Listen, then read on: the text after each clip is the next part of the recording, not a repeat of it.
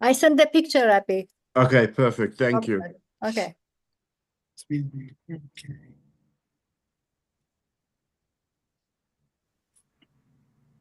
I sent the picture, Rapi. Okay, perfect. Thank you. Listen to YouTube. Interesting. Hello? Yeah, I'm here. Okay, let me just go back to. Okay, do you see the screen? Yes, You see what do you see on your screen? you are the boss. But yeah, okay, perfect.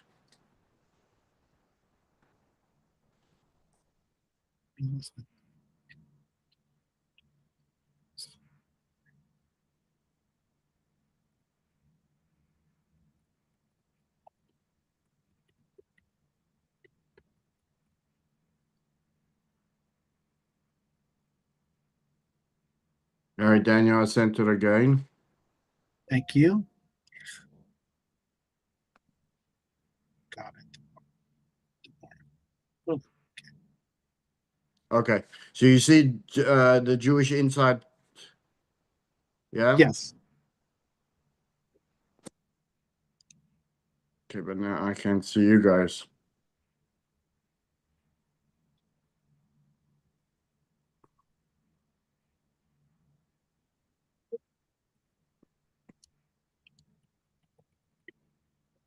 Okay, perfect. Okay, let me just start now.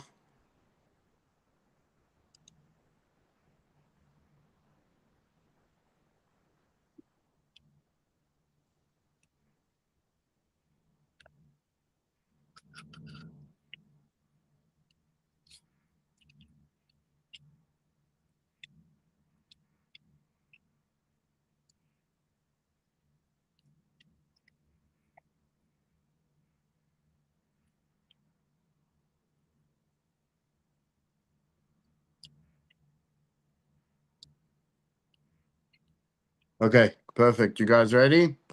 Yes. Okay, let's go. Let's start. All right. So, welcome to our Monday night class, Soul Words. How we can take the wisdom of the Torah, apply it to our lives, and become soul fit. Just like you go to gym to work out your body, how much more so you got to work out your soul, right? And this is how we do it to keep our soul fit. Any case, we finished the fourth book of Torah, and we are now in the midst and going to begin a new book of Torah called the Book of Dvarim, the last and final book of the Torah, the fifth book of Torah, which is unique and a little different to the rest of the books of the Torah, because this is all the other books of the Torah was God speaking to Moses writing it down of what God told Moses to tell the Jewish people. The last book of the Torah is Moshe's final address to the Jewish people before he passes away, and it's Moshe speaking directly to the Jewish people from Moses himself, and it's a speech that took more than 37 days to say, and Moses basically goes through and reminds the Jewish people of all the events that occurred during his leadership. So tonight we're going to go back to the episode of when a fatal episode in the history of the Jewish people, when the Jewish people were tasked with going to go and conquer the land of Israel. Moses sends spies, and we know the tragic consequences that followed with those spies when they came back with a report that was not good and demoralized the Jewish people. And then they were, from that event, the consequence was that they did not go and conquer Israel, that they stayed in the desert for another 40 years. Okay, so Moses reminds them of that. So let's look at source number one. The spies are sent by Moses. All of you approached me and said, let us send men ahead of us so that you so that they will search out the land for us and bring us back, and by which route we shall go up, to which cities we shall come. The matter pleased me, so I took 12 men from you, 1 man for each tribe. They turned and went up to the mountain. They came to the valley of Eshcol and spied it out. They took some of the fruit of the land in their hands and brought it down to us. They brought us back word, and they said, which was the fatal words, the land our God is given us is good, but you do not want to go up, and you rebelled against the command of your God. Okay? Right? We know that story. Yes. Now, another story. When Moses passes away, his student Joshua is appointed the leader, the next leader of the Jewish people. And he wastes no time. He immediately goes into conquering the land of Israel. This is at the end of the 40 years. Moses has passed away. And he does the same thing. He doesn't waste any time. He sends spies. Let's look at source number 2 from the book of Joshua. Yehoshua. Joshua, the son of Nun, sent 2 men out of Shittim to spy secretly, saying, go see the land and Jericho. They went and came to the house of an innkeeper named Rachav, and they lay there. It was told to the king of Jericho, saying, behold, men have come here this night from the children of Israel to search the land. The 2 men returned and descended from the mountain, crossed over, and came to Joshua the son of Nun, and told him all that happened there. They said to Joshua, for the Lord Hashem has delivered into our hands all the land. The inhabitants of the country have also melted because of us. Okay, so usually when a new leader, what do they call it in the United States? The first 100 days, right? Mhm. Usually when the new leader comes in, he first takes time to settle into his role, into his duty, right? Before he Yes. goes and makes major decisions. Mhm. However, over here we saw something unique. Joshua doesn't waste a single moment. Even, I mean, this is like even during the mourning of Moses. Moses had just died. Even while they mourning Moses, he sends the spies to determine the best way to lead the Jewish people into the land of Israel, to conquer it. And they come back and they succeed. This time they do succeed in with the spies, as opposed to the first time when Moses sent the spies. And they returned with a positive report, and as a result, the Jewish people did go and entered the land of Israel by first conquering Jericho. Okay? You with me? Yes, yes. Okay. So those are 2 episodes. And the Rebbe, in a talk, brings the first Chabad Rebbe, which we're going to bring him a lot tonight, in tonight's discussion. And the first Chabad Rebbe, the Alter Rebbe, the author of the Tanya, and he says, let's look at the differences between these 2 episodes, between the way that Moses sent the spies, which outcome was disastrous, and the way Joseph sent the spies, which the outcome was a good outcome. So the Rebbe says, the Alter Rebbe explains the differences between the spies sent by Joshua and those sent by Moses. Regarding the spies sent by Moses, and this is this is very important. The Torah says the word shlach lecha, send for yourself. It uses an extra word, yourself. It should just say send. That lecha is a very nuanced word.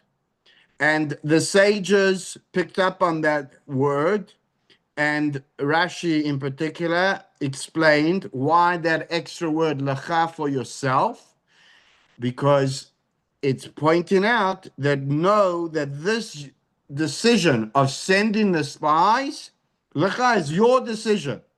It's not a command. It's a shift. All the other things that God was, Moses came and told the people that God is commanding us to do was a direct command. This is what God wants you to do. Here there was a shift. It was shlach lecha. This is not a direct command. I'm leaving it to your decision. Lecha, it's your, I'm not commanding you. It's up to you. Okay?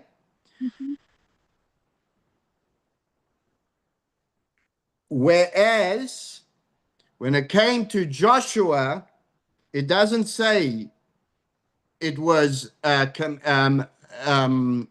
it doesn't say it was by his own initiative. The spies were dispatched not on his own initiative, but by the divine command. They said by if you want to go back to the verse, Vayishlach Yehoshua, and he said, go. It was a divine command. So that's number one difference. The other difference is that Joshua's spies, where did they go when they went to spy out the land? They Yes. only went to one area of the land, to Jericho, which was the gateway to the land of Israel. A lot of the ships, still even to today, come through there, Mm. right? Yes, And yes. that was enough for them to spy. However, when it came to Moses' spies, the 12 spies, that says they traveled throughout the whole land, the whole length and breadth of the country. So those are the two major differences between these two episodes of the spies. One was that Moses, when it came to Moses, that was on his own initiative. Hashem said, this is shlach lecha, on your own. Whereas it came to Joshua, Joshua commanded them to send the spies. And in addition, Moses sent the spies to scout out the whole land of Israel, whereas Joshua sent the spies only to Jericho. Okay.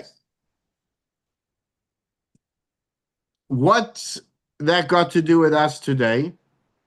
And this is the point of all our classes, is how to make it relevant in our own personal journeys. And that is through the ways, and it is explained through Hasidic teachings, the deeper dimensions of Torah. And the Rebbe says that although we are in a circumstance today that we are not in the land of Israel, we are in exile. And even those that live in Israel today, we don't have the temple, are still in exile. However, this command to go and conquer the land of Israel, although today may not be physically possible, it is spiritually still a command in our days. And what is that? Just for example, the temple.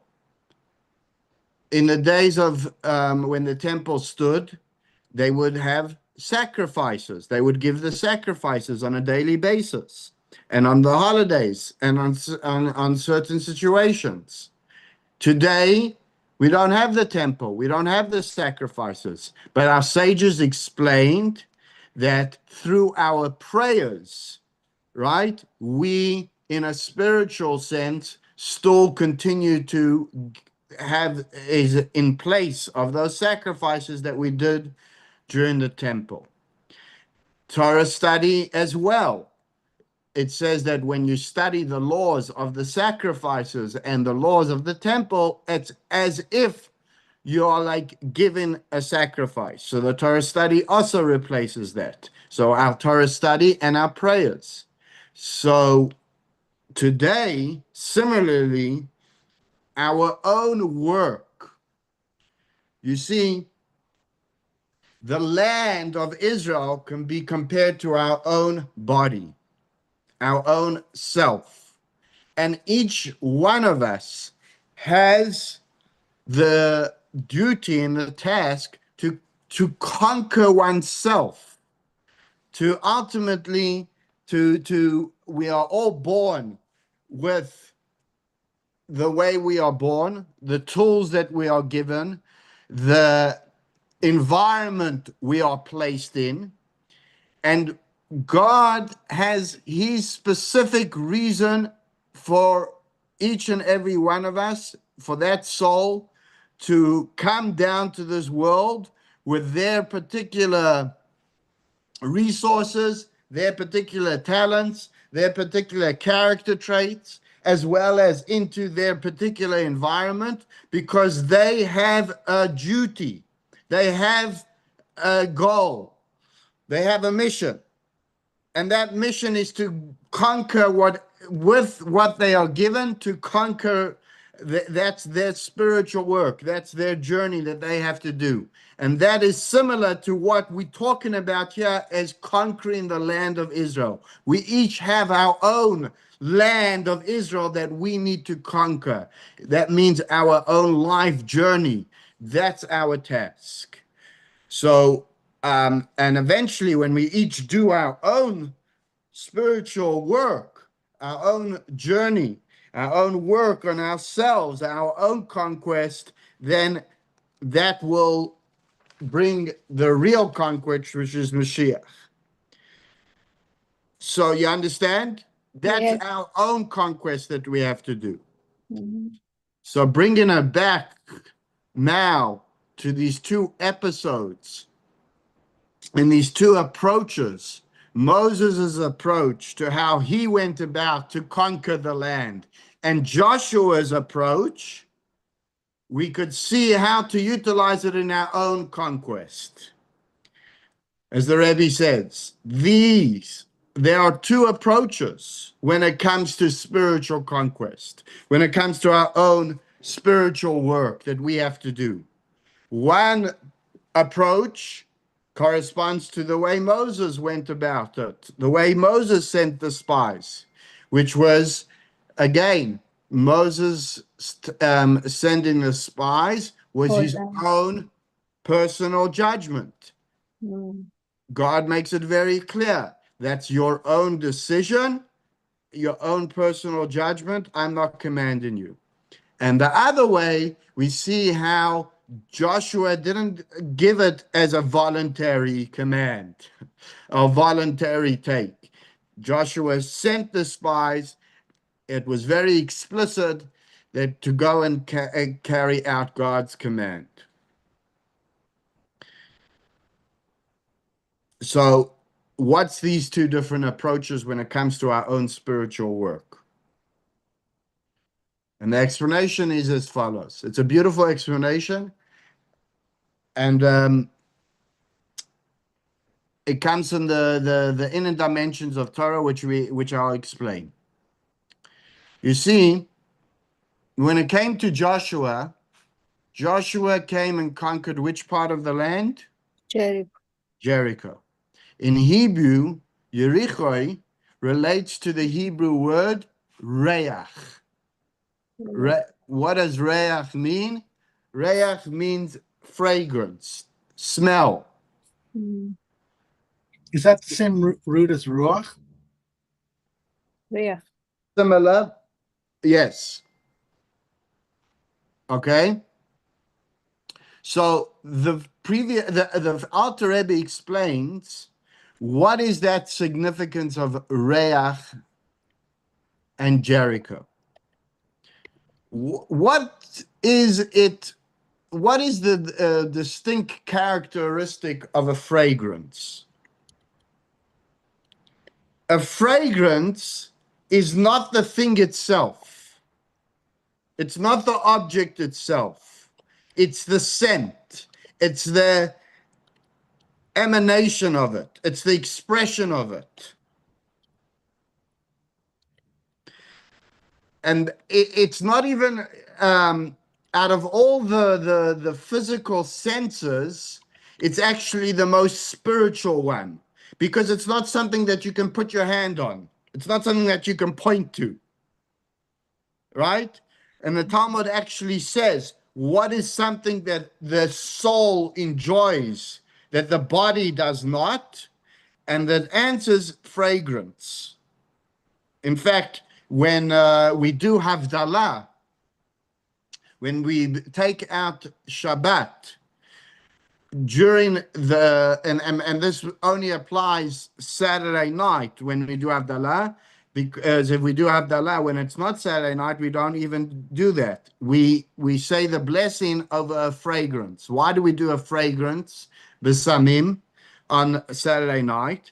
Because it says that on Shabbat, we are given an extra soul, so to speak. Our soul is Shabbat, we are more in tune with our spiritual side than our physical side.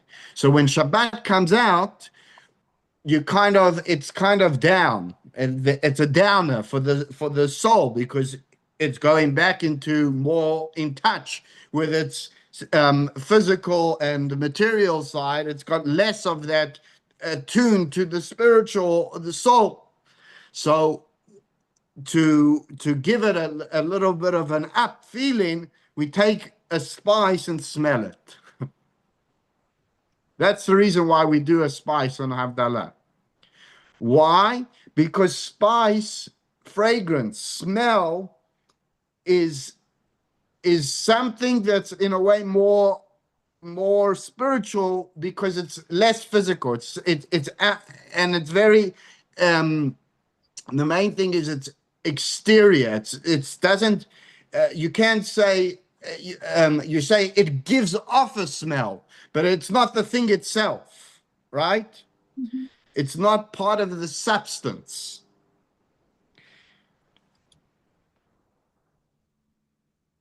Says, what does that correspond to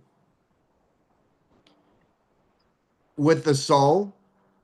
The soul has, or the person, let's speak about the person. The person, every soul has what we call in Hasidic teachings garments. Not the soul itself, but the garments. What are the garments of the soul? The garments of the soul are the three faculties that a person has: a person's thoughts, a person's speech, and a person's actions. Why are they garments? Because they're not the soul itself, like a clothes. The clothes is not the person, it's the exterior of the person, it's what the person puts on. So too,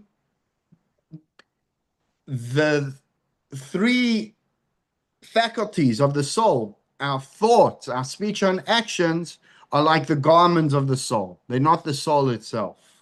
So therefore, when we talk about Joshua's spies, when they conquered not the whole land of Israel, but they conquered Jericho.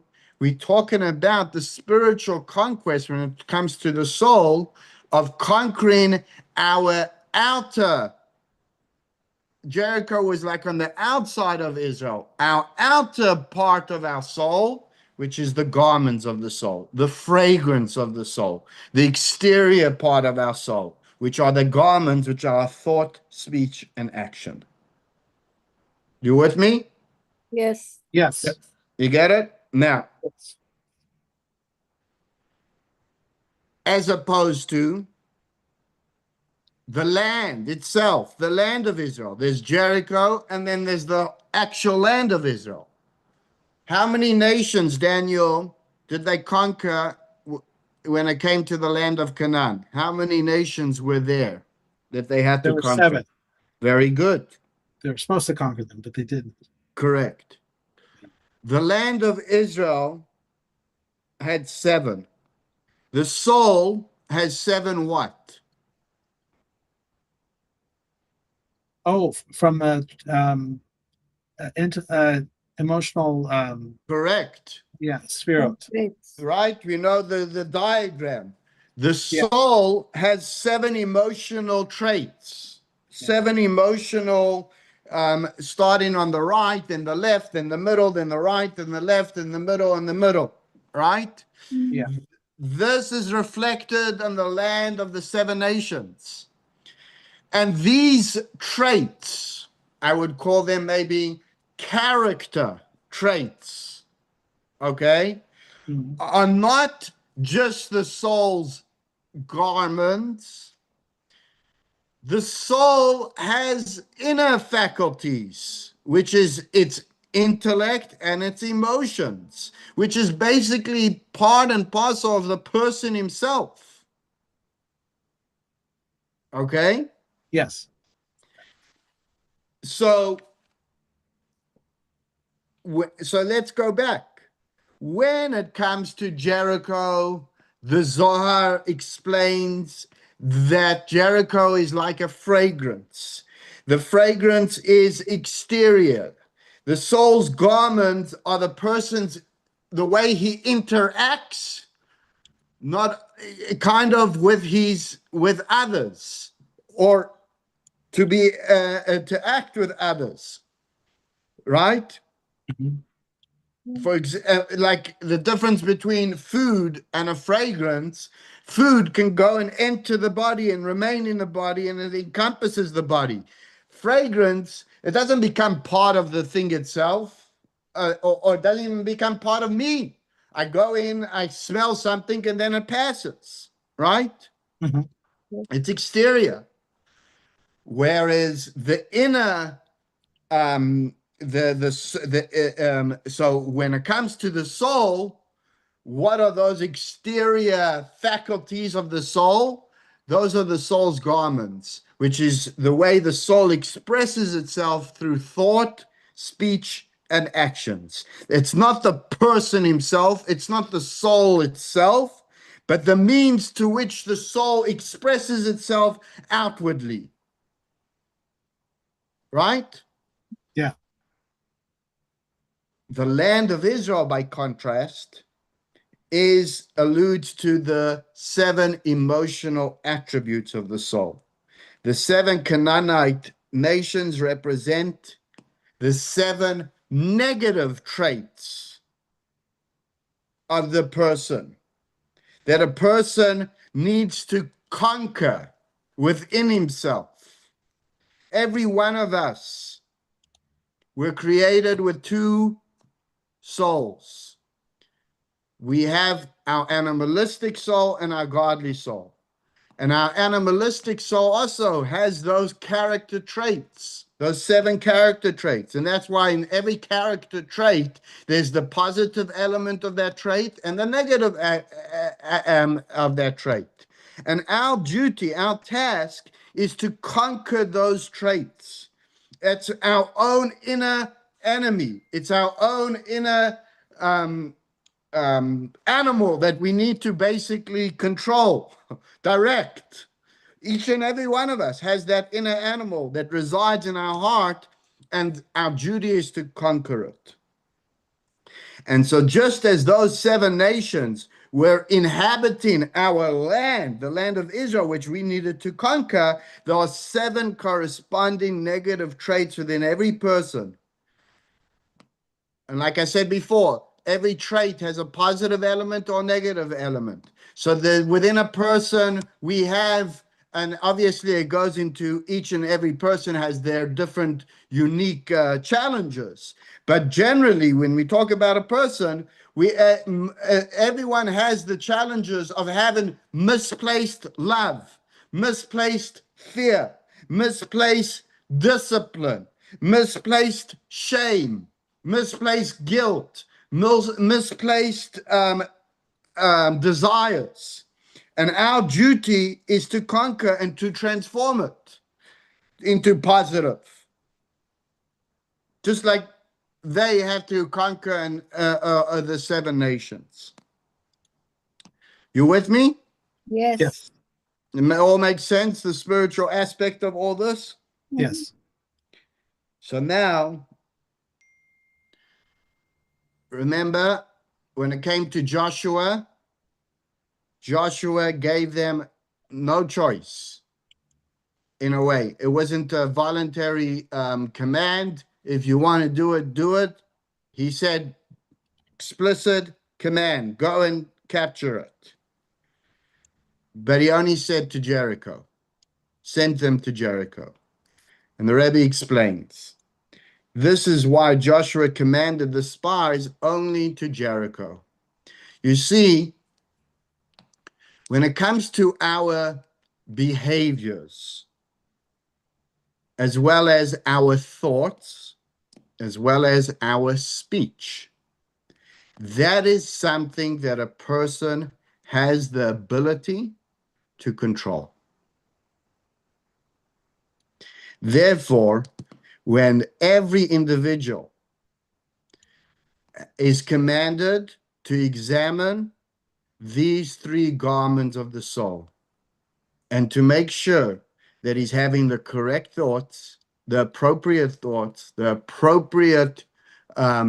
speech, and the appropriate actions, and that all of 3 are done with purpose, meaning, and devoted entirely to God. That is something a person can command someone to do. Whereas when it comes to a person's emotions, a person's character traits, that is something that's inner, our inner beings. That is something that the average person doesn't have direct control over. That is generally what the sages leave to tzaddikim.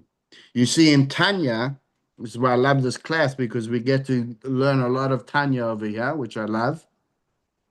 Tanya, the Alter Rebbe wrote this book called Tanya, and he called it a Sefer Shel Beinanim. He wrote it for the Beinani, which means the average person, me and you. He didn't write it for tzaddikim.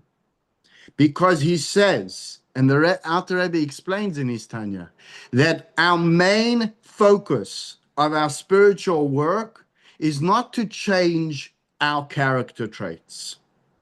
It's not to change the emotions that come up the traits that come up in life.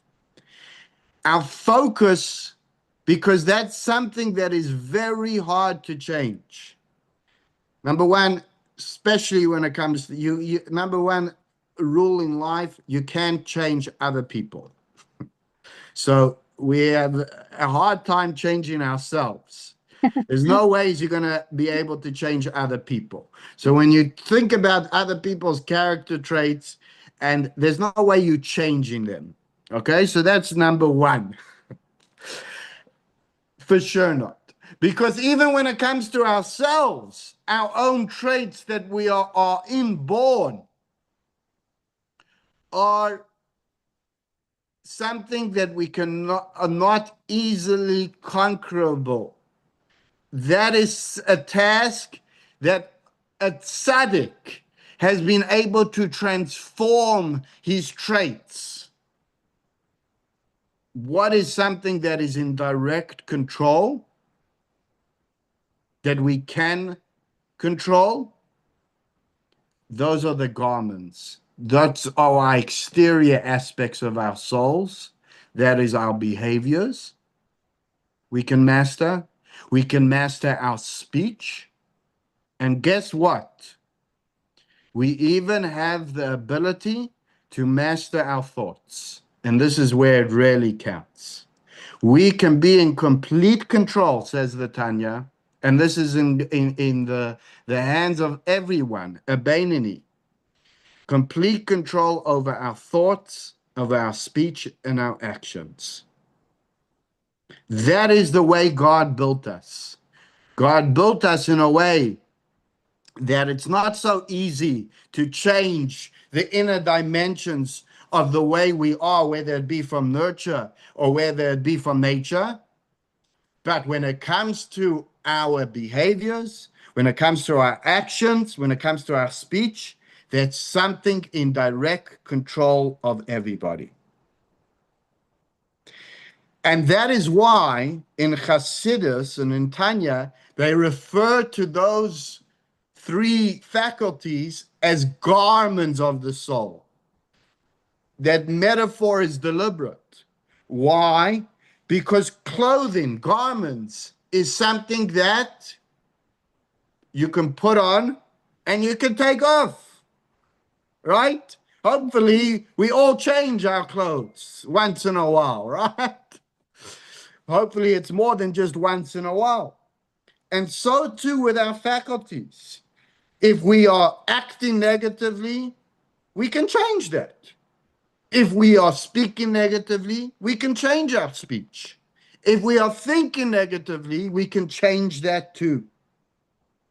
And in fact, the Tanya establishes that the way a person is created is unlike an animal.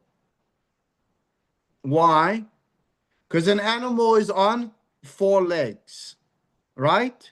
Which puts its heart, which is the seat of its emotions, and its head on the same level.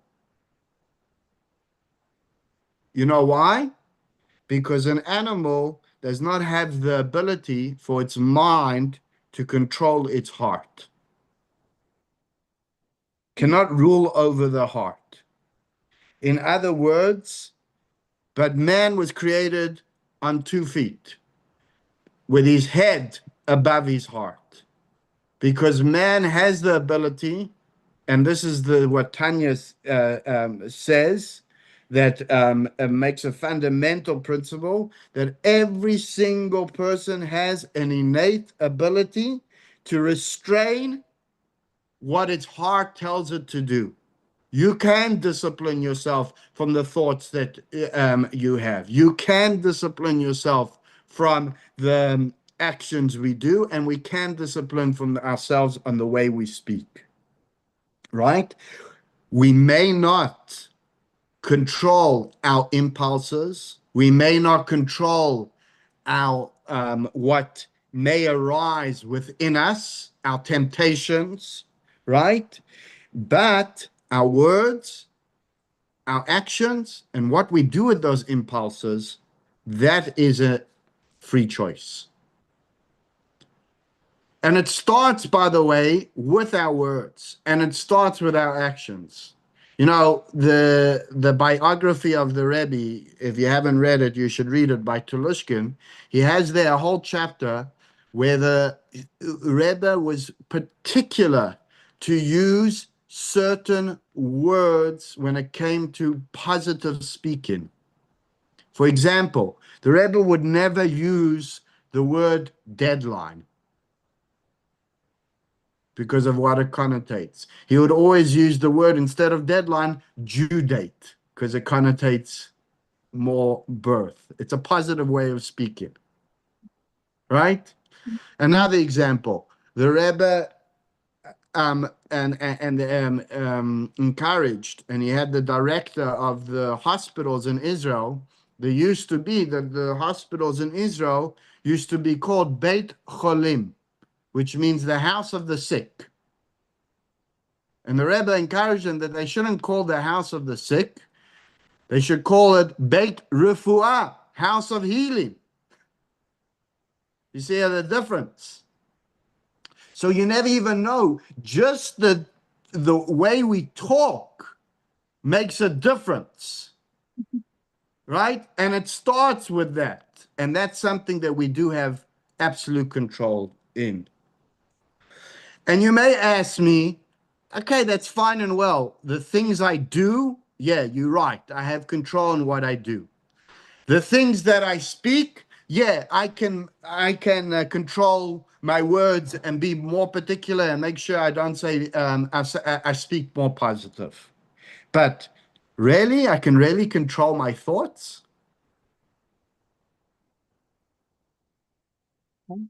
right? I get thoughts all the time of things that I may desire, negative thoughts, my Mhm. fears, temptations, anger, bad thoughts about this person or that person. I have ideas that come up in my mind that are disturbing. I don't choose those thoughts. Those thoughts come to me. So how am I meant to control that? So here we see the Tanya that was written, Daniel, how many years ago? Almost 400 years ago. Huh? Daniel still with us? Yes, yes. I think it was something like that. Okay. Yeah. That what do we see? That is something that psychology and science is actually talking about now. And that is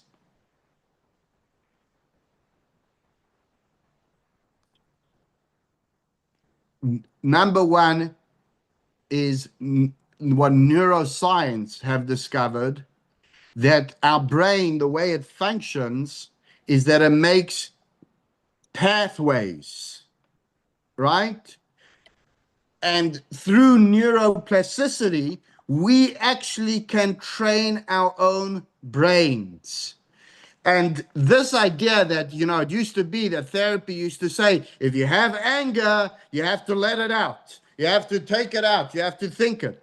And actually, in recent discoveries with the way our brain works, it's not like that. The more you practice with the more practice with your brain, the patterns that you make in your brains, that is how your brain will think.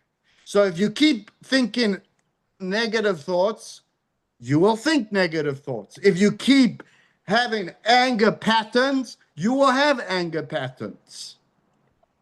So that's number one. We do have control over our thoughts.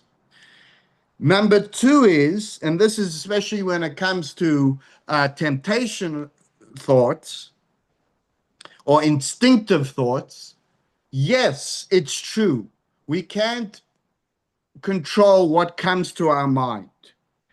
Those things can happen automatically. You could be thinking, you can be in the middle of your prayers.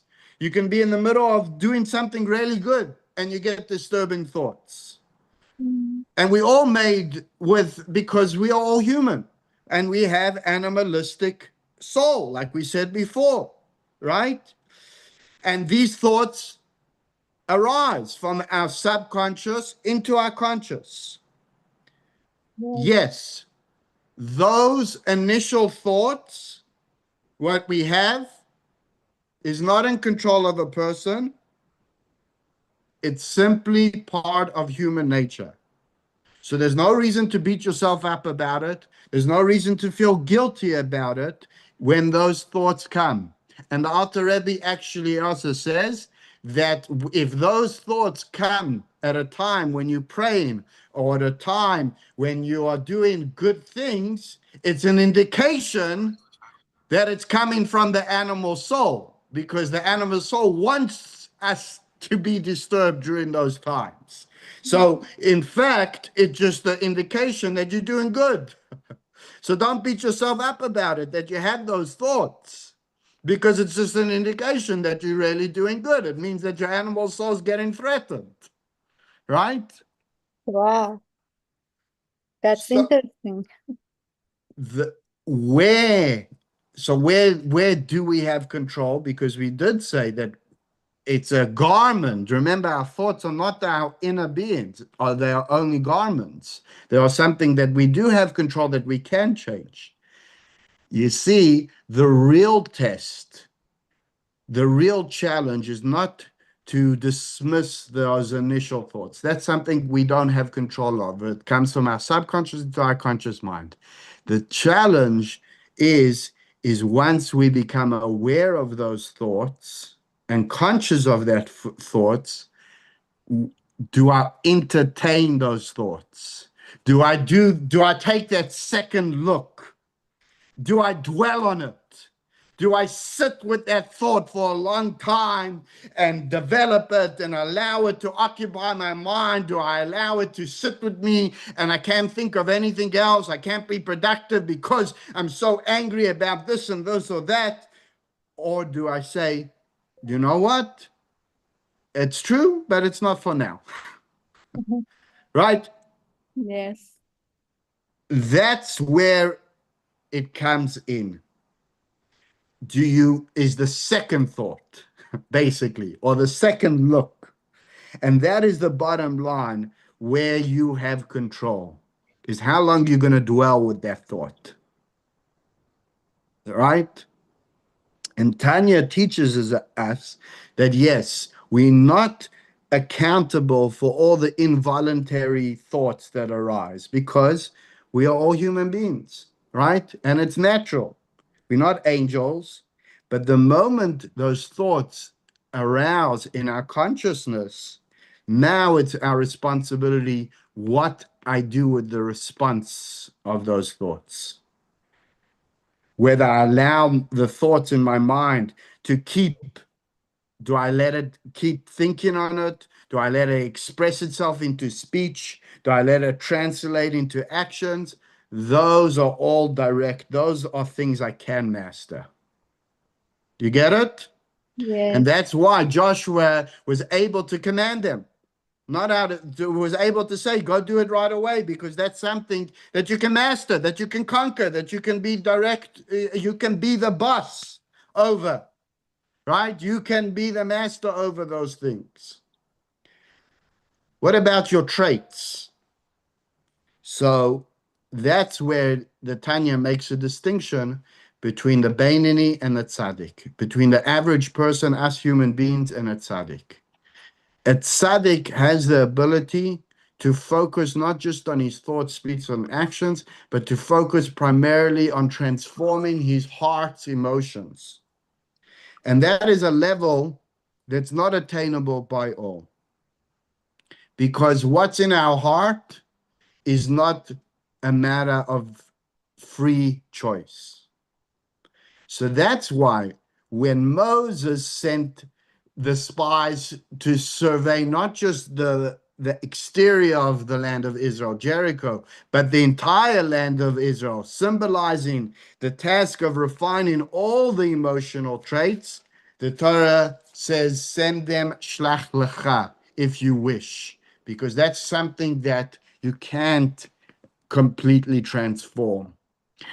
It's only possible by individuals like Moses, right? It's not attainable by everyone.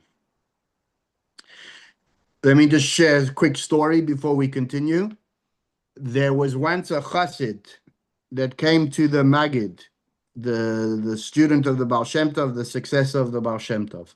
And he asked him, I have these problems. I keep getting inappropriate thoughts. What do I do? So the Maggid said, go to a city called Zitamar and go see a certain chassid over there, Zev Wolf. So the chassid comes to Zev Wolf's town, and it's already late at night. Everyone's sleeping, and he finally finds this Zev Wolf's house. He knocks on the door, and no one answers. And he knocks for a few hours, but Zev Wolf doesn't open until the morning. Okay. After the next morning, after the prayers, the chassid goes and tells the Zev Wolf that the Maggid sent him to him. Okay, very good. Over the next few days, the chassid's really sitting by Zev Wolf, seeing everything, all his behaviors, what he does, and he can't understand because he's like any other normal person. And every night he sees Zev Wolf go to the gate of his courtyard and lock it up. And there was a small gap beneath, and he would put a wooden bar in between to seal that gap so no one could come in. And then he just saw him do normal things. That's the only thing he noticed. So after a few days, the chassid finally went over to him and he said to him, listen, the Maggid told me to come and watch your behaviors because I will learn from you how to master my thoughts. What am I meant to learn from you?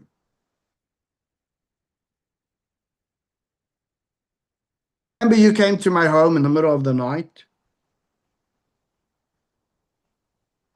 You see, all this time, I've been teaching you how you are the master of whatever belongs to you. You came to my house in the middle of the night and knocked on the house, but I chose to only open up for you in the morning. You also saw that every night I go to lock the gates so thieves don't come in, and I put a wooden bar beneath it so that even small creatures can come through it. So he says, my friend, that's exactly the same with your mind. Recite the bedtime Shema, and you remember that you are the master of your thoughts. You can decide which thoughts you allow into your mind and which thoughts you keep out.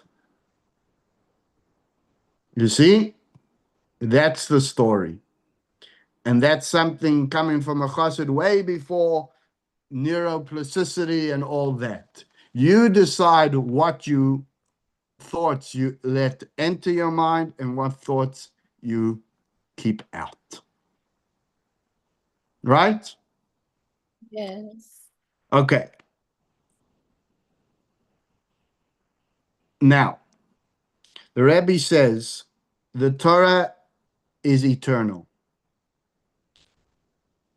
Therefore, the fact that Moses sent spies to seek out the entire land has to have relevance not just to tzaddikim, not just to people like Moses, but to us regular Joe Schmoes ourselves. So what is the Torah teaching us when it comes to Moses' approach? Because again, every narrative in the Torah is a lesson for us. Just like Joshua's lesson that what to learn what we do have control on and how do we do conquer our own land of Israel, our own beings, our own journeys. We are that because we are all capable of mastering our thought, speech, and action. What can we learn from Moses' approach? Because, like we said before, Moses' approach is only for tzaddikim. We don't have direct control over our traits. We are born, a lot of those emotions we are born with, right? And the answer is that yes, it might be true that we cannot be a tzaddik, but before, and this is the way Tanya starts, before a person is brought to this world, a soul is made to promise. What is that promise? Be a tzaddik. So Tanya explains, what do you mean be a tzaddik? I can't be a tzaddik. I wasn't born to be a tzaddik. Tanya explains that even though it may not be attainable, we can strive towards it. In other words, we can in life become more used to certain things and aspire to certain goodness and to reject things that are not good. Just like a tzaddik, right, has a complete, genuine distaste for evil, for anything that's just meaningless, that has no purpose, that's ultimate end is decay and dust, and at the same time, he has an unbelievable ability to have a trust and joy and pleasantness in when it comes to the greatness of Hashem. So too, we have we have the ability not necessarily to be a tzaddik, but to aspire like a tzaddik to over time, gradually think in those ways and practice in those ways, and eventually over time evil will become the negative thoughts that enter my mind, like we were talking about, the first initial ones will become less, and that's what a Bainani, what an every one of us is achievable, is attainable for us to do. Let's look at the words of the Tanya themselves. Tanya in chapter 14 writes, nevertheless, even though a person cannot become a tzaddik, a person should set aside regular times to devise strategies to develop a sense of repulsion for evil. And this can be achieved by reflecting that all the pleasures and delights of this world ultimately decay, for their end is to rot and become worms and refuse. Just think about in life. Take time, specific times, and think, what are things that are going to last for eternity? What am I putting my focus and my energy into? What is the worth of those? Where are my values? And conversely, one should delight in rejoicing God through contemplating to the extent of one's ability the greatness of God. Even if one knows within oneself that this level cannot truly be attained and that it exists only in one's imagination, one should nevertheless do one's part in fulfilling the oath administered to every soul, be righteous. Then God will do what is good in his eyes. So, says the Rebbe, this explains how the command to destroy the 7 nations and conquer their land remains in eternal instructions in every generation. Spiritually conquering the land of the 7 nations represents transforming the 7 emotional traits of the animalistic soul into holiness. Although this level is associated with spiritual work of the tzaddik, and not everyone merits to achieve this, every Jew is nevertheless obligated to do everything within their ability to fulfill the oath to be a tzaddik. And that is why it's recorded in the Torah, and Moses' sending of the spies to the entire land. This narrative teaches us that every Jew should examine and refine their emotional traits so that they all direct towards the service of God. Nevertheless, regarding Moses' spies, the Torah says, send them if you wish. I'm not commanding you, because the primary command applies to thought, speech, and actions. The spiritual conquest symbolized by Jericho, these are areas in which every person has been given control. The emotions of the heart, however, are of a different nature. So true, it's very well possible and 100% likely that our traits that we have, whether our struggles may be in anger, whether our struggles may be in fear, whether our struggles may be in hate, whether in envy, in addictions, in immoral thoughts or things like that. The emotion, the behaviors or the speech or the thoughts are something that I can control.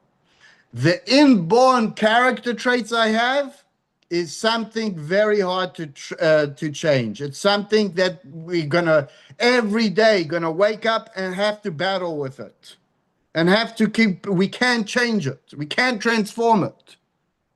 But what we can do is aspire to get better with it, as well as what we do have traits with ability to control is the thought, speech, and action. And that is something that we can do on a daily basis. Right? Does that make sense? Yes.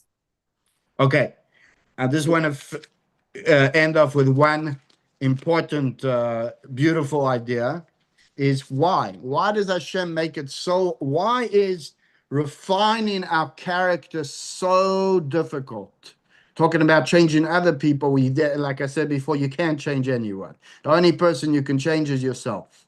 And the question is, because there was a beautiful teaching once by Reb Zusha.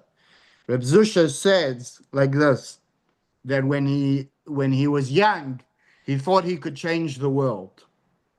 And then he got a bit more mature and he realized maybe it's enough if I can change my village. Can't change the world. Maybe it's enough if I can change my village. Then he thought, he got a little bit older and he says, maybe it's enough if I can change the people in my community. Then he got more mature and he says, maybe it's enough if I can change the people in my family. And then towards the end of his life, said it will be good enough if I can change myself. Right? So we definitely can change other people. But the question is changing ourselves. Why is it so difficult? Why is it so difficult to refine myself? I have these, and I come to the awareness. There's one thing of not being aware, but even once you become aware of certain negative traits that you have within yourself, why is it so hard? You don't want them, essentially. It holds you back, whether it be fear, whether it be your anger, whether it destroys people in your life that you love. Why is it so hard for me to change them? So the Rebbe says like this. It's an unbelievable teaching, and when we can appreciate it and understand it, it makes life easier. If we can really contemplate on it. And the Rebbe says, the reason why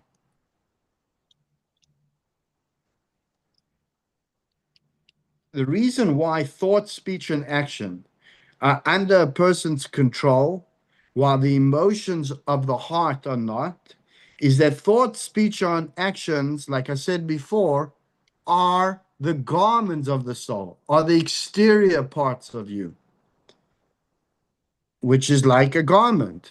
The same is true of a physical clothing.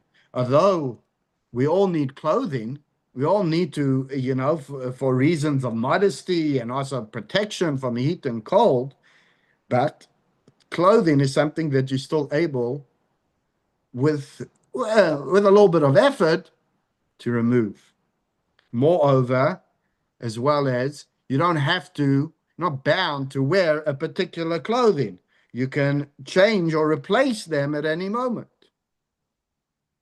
So that's why a soul's garments can be changed. Speech, actions can be removed, and even thoughts, which our brain works like how many thoughts a person has a day? A couple of millions in a second, but still you can replace those thoughts with different thoughts. However, our emotions, like we said before, and our intellect are the soul's essence. They're not just garments, they are the soul. Every soul was born with certain traits, colors, which are essentially the soul. It's the essence of the soul. So to change the actual essence of something, that takes extreme work and effort, and ultimately empowerment from above. It's not only in our hands. So that is why our focus, when we want to change, when we find something within ourselves that we don't want, or we struggle with, the first initial thing is, oh, I want to get rid of it. You're not going to get rid of it like that. The best way is, how does that express itself? How does it express it? How does my anger express itself in speech? How does my anger express itself in thoughts, in actions? and work on the way it expresses itself, that's where we have control. That's where we can master. The garment is something we can relatively change. The emotions, that constitutes the very essence. That's the integral part of your personality. Transforming is a much harder, difficult task when it comes to that. It can't just be change. I'm just not going to get angry, or I'm just not going to think like that, right? Doesn't work. That only works for a tzaddik. So that's why we can explain why Jericho is described as the gateway to the land of Israel, because through spiritually working to change your negative or evil thoughts, speech, and action, and evaluating the faculties, that those faculties are refined and good, and that is the way, that is the gateway of how we change the negative traits within us. And ultimately, please God, that will be the way we will change the whole world, through changing oneself into Mashiach. Thank you. Thank you, Rabbi. It was very, very good this time. Oh, thank you. Very interesting. All right, beautiful. Why next Thursday at No, 7? it's I don't know. Next Oh. Monday. Oh, you've got a different version. Yeah. Okay.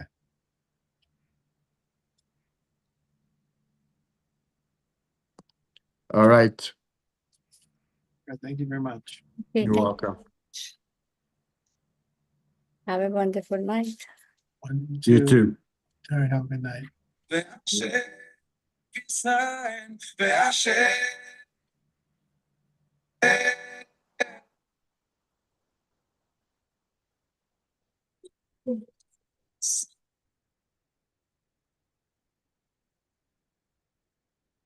Supernaturally. The ravens brought him. For a long time, I was always moving.